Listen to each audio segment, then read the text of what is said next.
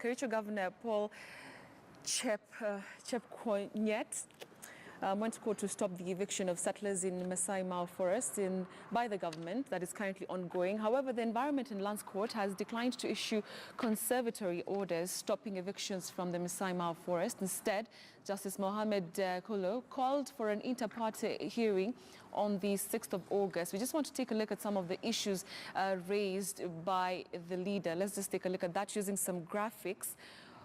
All right, so part of it says that from the 7th of July 2018, the respondents, without any right of legal authority and in utter disrespect of property rights and human dignity of the petitioner, have illegally and with impunity commenced forceful eviction and alienation of the private owners of individual property of all the land. That's something that Mheshimiwa here in studio has actually just talked about, that the eviction is being done in the most inhumane manner. The security officers burn houses, livestock and bitter property owners in a brazen display of impunity and high-handedness. If it is scorched earth eviction, it goes on to say that the respondents have all the right to evict persons inside the gazetted Mara Forest, but the party's land contained in the said former group ranched is not in the forest. It is several kilometers away from the forest.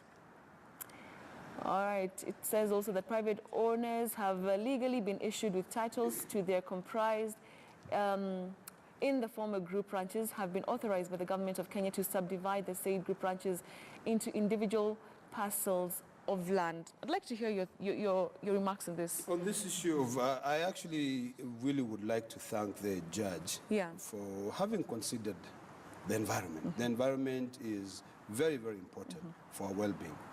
And one, let's go to the issue of the group ranches.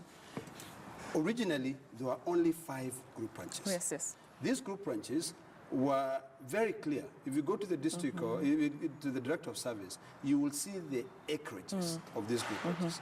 One thing which Kenyans ought to know is that the group ranches originally were not even group ranches. These are individuals who thought, you know what, let us just come together. From our group ranch and everything. So you'll find that a group ranch like Rayo was probably only 50 acres. Okay? So that was for one person. Yeah. Okay? But then, for that now illegality to come in, that one group ranch, which was 50 acres, was extended to almost 800 acres. And then people were given title deeds from the 50 acres to the entire 750 acres. They're illegal. The Constitution is very clear. I've quoted Article 40, subsection 6 of the Constitution. Even though every person has a right to property, and their property is protected, it does not extend to a property which is illegally acquired. That is an illegal acquisition. So what we need to do is to say, these group ranches, what was their size?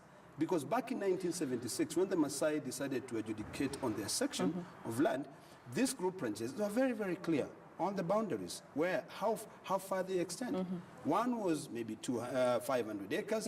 That for the 500 acres, it extended to about 8,000 hectares. That is where the illegality came in. So what we need to do is to go back and look at the initial records and say, if it is 50 acres, if you've been sold land and you're within the 50 acres, by all means, it's okay.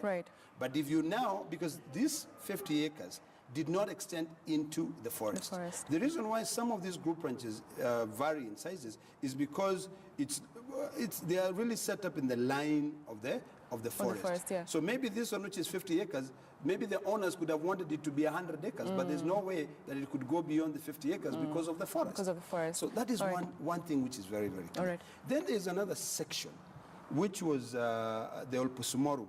Because when you look at the Mau, for instance, for you to be able to understand, is that when you have the Olpusumoru here and you have the Maasai area here, this is a reserve. Now, this reserve of Olpusumoru, 4 adjudication sections were declared. They are illegal. They are not in any record. Okay, the group ranches are on this side. Okay, so this Masai Mau is the one which has been fully encroached. And the biggest problem we have is that there are people who believe that there is this issue of cut line. And I want to address this issue of cut line. That cut line is really just abating corruption. It's an illegality.